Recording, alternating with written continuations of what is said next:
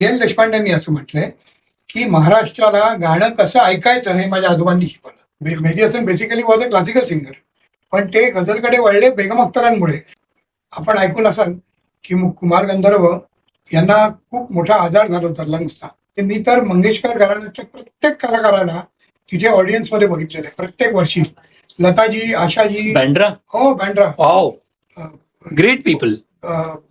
आपले हृदयनाथ मंगेशकर. खूप हृदयनाथ मंगेशकर तर बाबांचे खूप जवळचे मित्र. वाव. त्यामुळे त्यांना तर बघितलंय. किशोरीताई आमोणकर, कितीतरी लोक, म्हणजे हे की आपण जरी नाही गायलो तरी आपण ऑडियन्स मध्ये जायला पाहिजे असं वाटायचं होतं.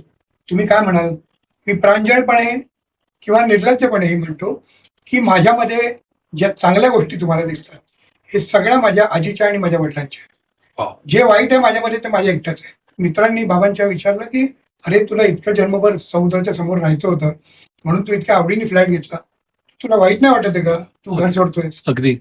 तर बाबांनी जे उत्तर दिलं ना ते जन्मभर इथे मी करून ठेवले की आपण हे लक्षात ठेवायला पाहिजे. बाबा म्हणाले असं आहे की मी माणसांवर प्रेम केलं, मी भिंतींवर कधीच प्रेम नाही केलं.